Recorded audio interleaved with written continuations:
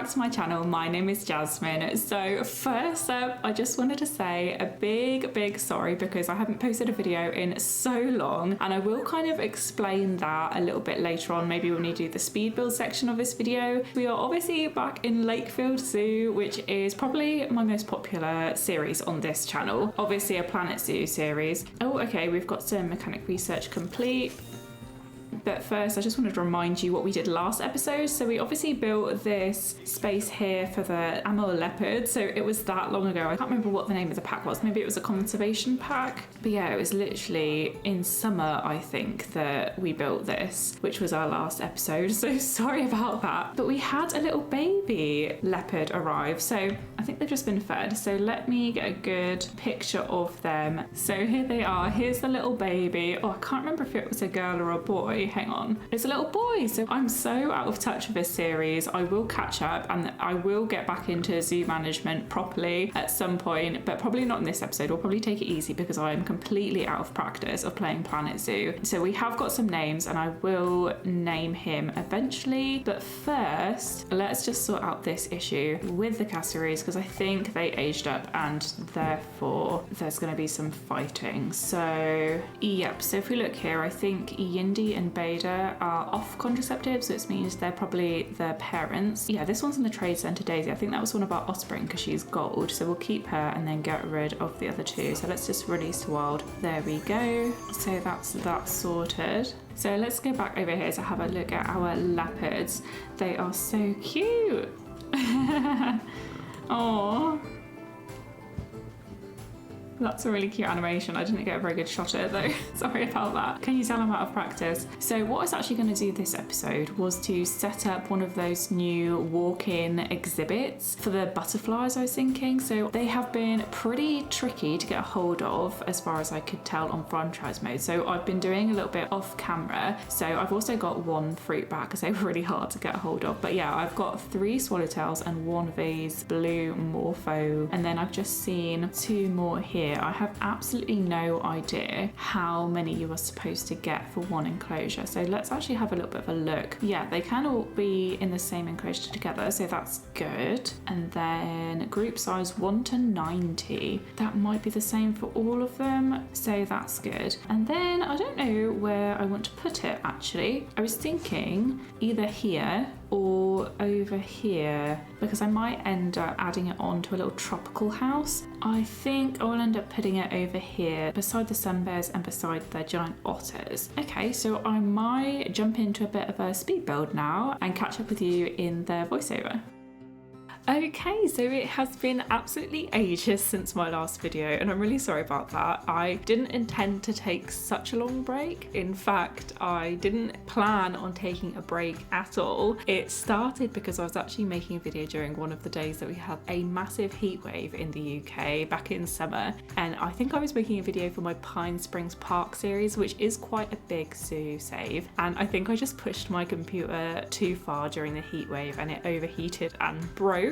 Thankfully it didn't actually break the PC itself, but it did one of my external hard drives, and most of my video files were actually saved on that external hard drive, which is annoying. All of my royalty-free music was there and video intros and outros, everything like that, so that was really frustrating. I have managed to recover most of those things one way or another, or remake them somehow, so I've managed to include them for this video, but it obviously kind of put me off for a while and I didn't think that I'd be able to create videos for a while. But immediately after that I then arranged to visit my family in Yorkshire, which meant I was away from my PC anyway, and then after that I was approaching the deadline for the mortgage on my house, which was really stressful, and then I obviously had to move into my new house and decorate it as well, which took ages because it was in a bit of a state when I got it, and then I had to obviously completely furnish it from scratch because I didn't have any of my own furniture, and you would not believe how stressful that can be, particularly trying to find find curtains to fit awkward shaped windows and doors on a budget as well, because everywhere seems to have the same sized curtains and they're all wrong for my house apparently. The only other option is to buy them made to measure, which is really, really expensive, or I have ordered a couple from Etsy, which just takes a lot longer to arrive. So I ended up encountering a million other problems in my house as well, like a leak, which was really stressful, and a problem with my shower. And just all tradespeople in the UK are so busy because there's so few of them, I think, that it was very stressful. So I ended up putting off worrying about YouTube until after I got my house sorted, partly because I just didn't have room in my brain for it, but also partly because I didn't have the money to replace some other things that I needed to like fix my computer setup and things like that. So that is why, and I probably should have been better at communicating all of that to you, so sorry about that. It's just that when you're stressed, you don't really want to have to think about your obligations to YouTube, and I also didn't foresee a lot of these things happening, so I was kind of putting it off and thinking, oh, next week it'll be sorted, and then something else kept popping up, meaning that was not the case. So sorry that I was so distracted. But more importantly, after all of that boring stuff happened, because I am now living in my own house, I am finally able to have my own pet. So just before Christmas, I actually brought home the cutest little baby bunny in the world called Alfie. I might add a picture or video of him on the screen in this video to show you, but he is honestly the sweetest, most affectionate little man ever, and he's so confident and friendly as well. I cannot believe how lucky I am. Saying that, he has just started to become a teenager. I think he's reached adolescence, so we'll see how that goes. He will be neutered as well so that he can be partnered with a female rabbit, but he was quite demanding to begin with as well, because he obviously needed to be litter trained and still is being litter trained. It's not a very easy process, I think, for male rabbits in particular, especially before they've been neutered. So I've been having to monitor him quite closely for that, and also because I've just been getting used to his needs and how often I need to feed him hay and clean him out and what works best for him. And I don't want him to be too lonely either, as he is currently on his own. Like I said, I will obviously want him to have a companion eventually. Apparently having a male and female is the best combination for rabbits in terms of their personalities. So like I said, he obviously needs to be neutered before I can add in a female, so we don't have any surprise babies, as cute as they would be. So that's also kept me busy. And my desk is in the same room as him as well. He's got a little indoor enclosure that we've DIY'd, and he does spend most of his time outside of his enclosure. He sort of runs around my spare room where I work during the day, and then in the evenings he comes downstairs with us and runs around the living room. So he has got access to plenty of space, but he can be quite noisy when he's munching on hay. You might even hear him in this video. He's currently munching on hay behind me, and then he loves running around and jumping up and down boxes, which is also quite noisy, and chewing on things as well, so that creates a lot of noise. So I've had to figure out how to go about recording videos whilst he's there, and I started making this video quite a while ago now, and it has taken me a lot longer than it used to get all of the editing and everything done, just because I've now got a lot more to get done outside of making videos, like cleaning the house, getting stuff sorted, and I keep also getting distracted by cute lonely bunnies who are constantly nudging me for more cuddles and attention. So I should probably just lock him in his little cage, but I feel so cruel. I want him to have him jumping around me whilst I'm working. That's the point of me being here. So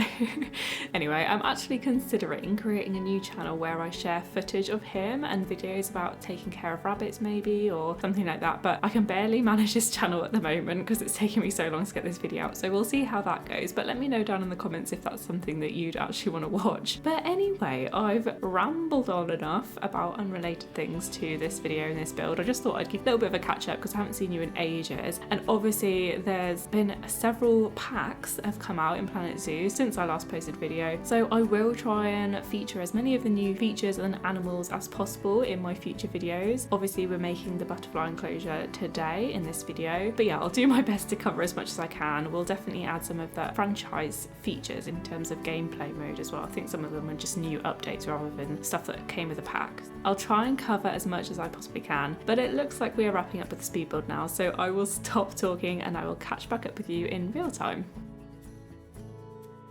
Okay, so this is the finished exterior of the front of the building. Obviously we're going to end up finishing the rest of it off. There's a big section round here that I'm yet to do, and obviously there'll be exhibit animals down here, and then maybe a crocodile or another kind of habitat animal off this section. But let's just have a little look at the interior and this exterior section as well. So I've added lots of vegetation. We've got this little path through that will connect up to that side of the zoo. And then this fencing just is a barrier between the guests and then some of the staff facilities over here for the giant otter enclosure. So if we go through these front doors then, I'm obviously still yet to finish off all of this interior, and I will create a double door section here so that it's safer to make sure that the animals don't escape. But if we go through here, there's already lots of guests in here, and oh, you can see some of the butterflies flying around. Oh, that's cute. Hang on. There's just a little guest interaction with one of the swallowtails over here. That's sweet. Oh, that's a cute little animation.